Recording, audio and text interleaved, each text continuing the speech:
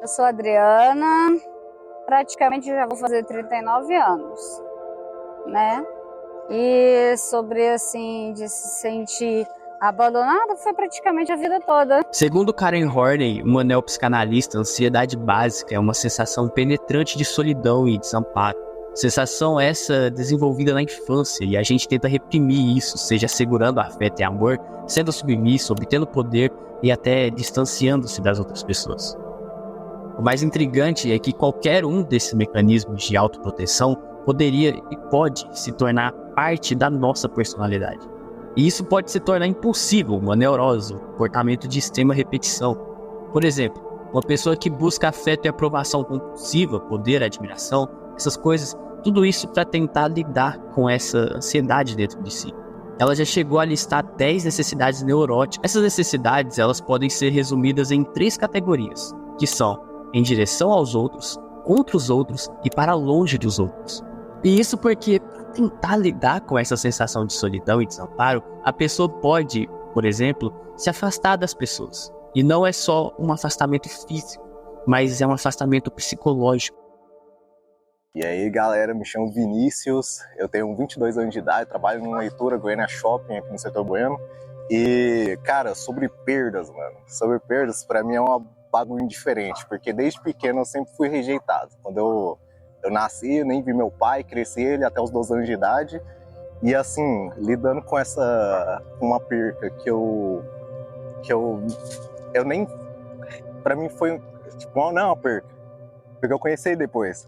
Só que pra mim foi um bagulho que natural. Tipo, eu fui já crescendo, aprendendo que isso faz parte da vida.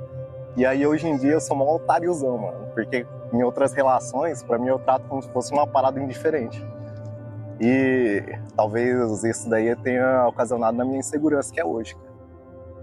Quando recorremos ao passado, podemos sentir que nossa criança interior se encontra desesperada.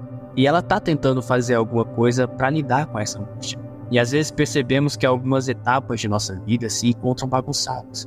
Olhamos para o mundo e perguntamos: quem é que vai amar essa parte que precisa tanto ser amada? Meu nome é Ive, eu tive falta de amor paterno, né? Então isso me prejudicou, tipo assim, foi minha vida inteirinha. Então eu não confio em homem, muito difícil. E sempre você sente aquela falta, sabe? É mais fácil também você sentir que qualquer pessoa vai te abandonar, não só em relação, tipo, de homem, qualquer pessoa. Falta de confiança demais. Eu tenho meu padrasto e é o único homem que eu confio. Então, tipo assim, ao mesmo tempo que eu tive essa falta, eu também tive ele na minha vida. Então não me afetou tanto. Mas eu ainda percebo, tipo, a dependência. Todo relacionamento que começa, eu sempre fico muito independente. Eu tenho muito, tipo, toque físico. Eu sinto muita falta de toque físico masculino. Tipo, de amiga, eu não consigo aceitar. Mas quando é de algum namorado e tal, ou até do meu padrasto, é o único que eu aceito, que eu consigo, tipo, me entregar totalmente, sabe? O afeto de si equivale à afirmação de quem tu és. Ame a sua criança interior. Muito se fala de afeto, mas não adianta falar e propagar isso se ele não for verdadeiro. Talvez o amor realmente não resolva todas as coisas. Ou, claro, a nossa percepção de amor e a maneira como buscamos talvez não resolva. C.S. Lewis, o criador das Crônicas de Nárnia, dizia o seguinte: o amor torna-se um demônio no momento em que se torna um Deus. Algo que sempre buscamos de uma hora para outra virar algo que sempre atormenta a gente. Aliás, onde é que está a nossa cura para essa nossa angústia? Somos levados a entender que o problema é o outro, e às vezes é mesmo. Algumas pessoas podem sim buscar o amor apenas como uma forma de satisfazer suas próprias necessidades emocionais e até psicológicas. Quando não é no amor, talvez a gente encontre isso no próprio afastamento desse amor gerado pelo outro. Eu venho de uma família muito complicada, com um pai pior ainda, alcoólatra, drogado, e uma mãe que era louca por ele, abandonadas por ele. Eu saí de casa com 15 anos, por ser espancada demais. Deixa eu ver. Casa-se com o primeiro namorado, que acaba apanhando dele. Bora. Eu conheci o pai dos meus filhos, né? Que eu tenho 2 filhos adolescentes. Que é praticamente a mesma história. Álcool me machucando. Acho que, na verdade, eu tive 4 casamentos e nesses 4 casamentos só foi merda. Todo mundo, assim, poucas pessoas que me conhecem e sabem o que eu passei, falam assim, como é que você tá em pé? Como é que você é você? Como é que você ainda tá aqui? Eu falo, meus filhos, se não fosse por eles, não tava aqui.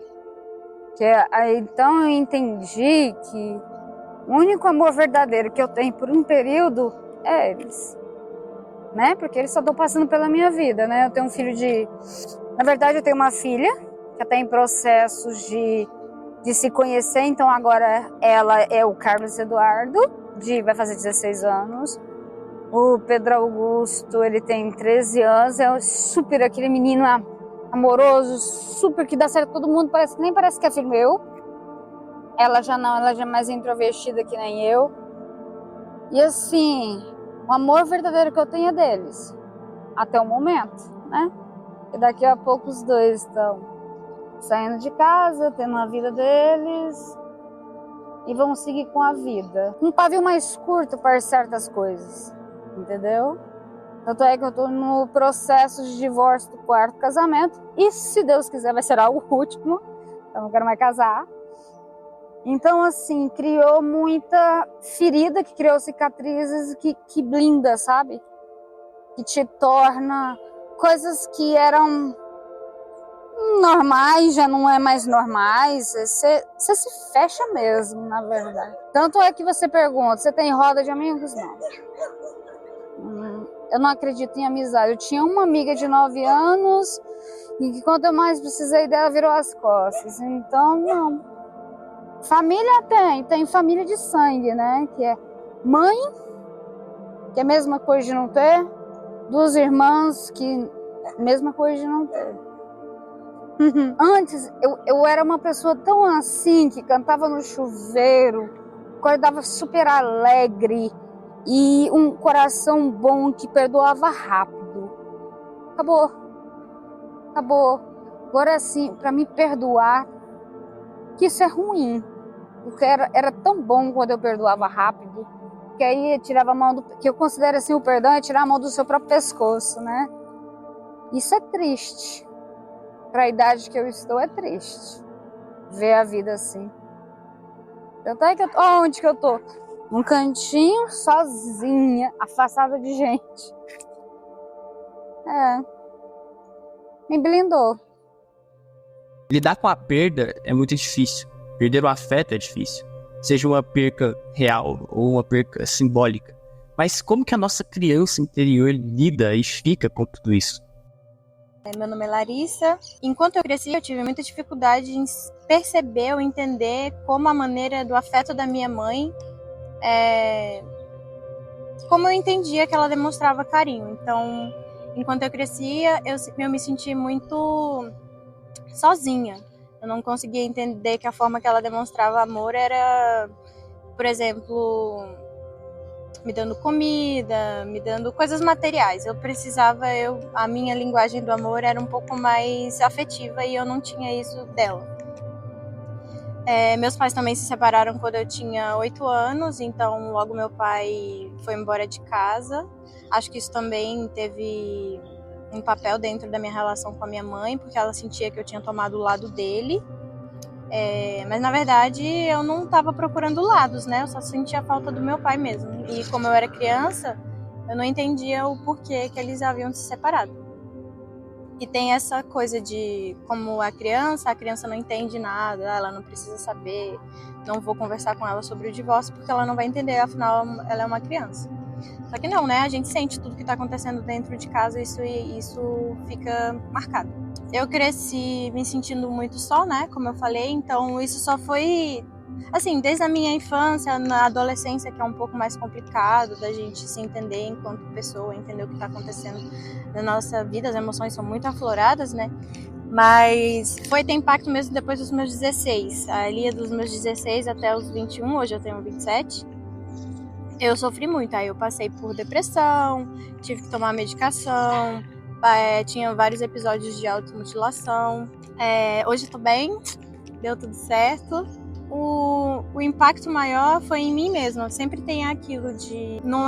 a criança, o filho, ele não vai voltar um desamor ou um ódio aos pais. Isso vai ficar dentro dele. Então, se voltou pra mim mesma.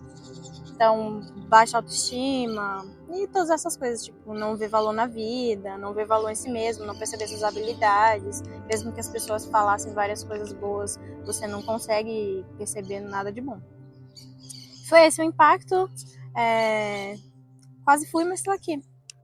De certa forma, eu acho que é importante reconhecer nossos medos que nos deixam inseguros. Existem conflitos internos e a maneira que lidamos com a perda demanda muito nisso também. Uma pergunta que se fica é como que vamos assegurar o afeto e o amor se as pessoas se vão?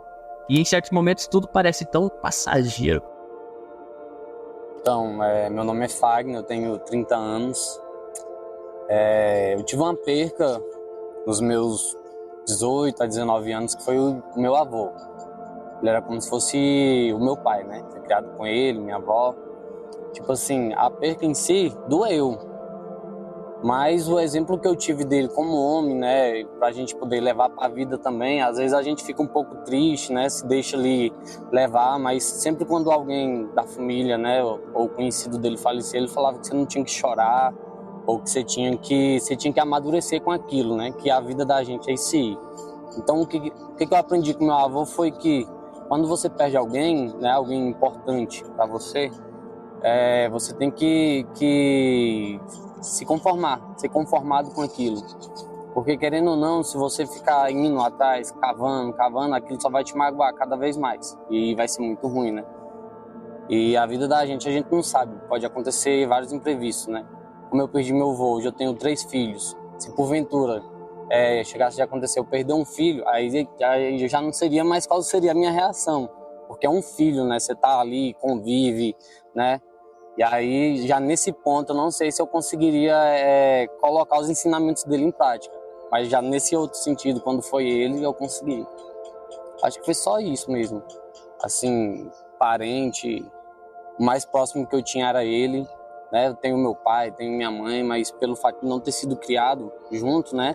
Então não tenho aquele como que se fala? Aquele certo sentimento que todo mundo tem, né? Então para mim já é mais tranquilo. Eu acho que nesse ponto, aos pais, eu sou um pouco mais frio, nesse sentido. Porque eu aprendi com aquilo, né? Tipo, é ruim, dói, mas você aprende na dor, no caso, né? É tanto que eu até fiz, sem dor, sem ganho, assim, quando perdi. Né? Então, para mim é isso. A dor, ela serve para te fortalecer, de uma certa forma.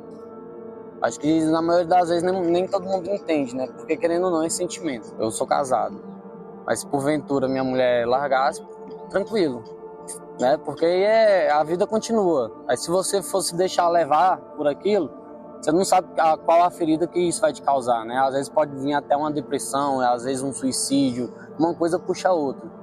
Então, com a perda do meu avô, eu aprendi isso. Agora é que nem eu falei, agora meus filhos aí eu já não sei como seria, né? Aí eu já não posso te falar nada, porque eu não sei te explicar, não. O filho é doido, um amor grande demais. Você perder um filho é complicado. Graças a Deus até então nunca perdi, né? Mas um dia, quem sabe, só Deus. Às vezes pode acontecer de até eu ir primeiro, né? E eles ter que me enterrar, aí já é diferente. Aí eu não saberia falar. Em algum momento das nossas vidas, podemos sim ser abandonados. Mas eu acho que é impossível a gente abandonar a gente mesmo. Aquela criança ou aquele adolescente ainda está dentro de você. Encontrar o afeto, em muitos casos, não está exatamente no mundo afora ou nas pessoas. Às vezes está em você mesmo. O adolescente que terminou um relacionamento, ou a criança que se sentiu mal amada está dentro de você. Você pode amar eles. Você pode reatar esse relacionamento. Mas talvez seja assim que você se permite relacionar verdadeiramente com o outro, enxergando o outro e não só as suas inseguranças e defeitos.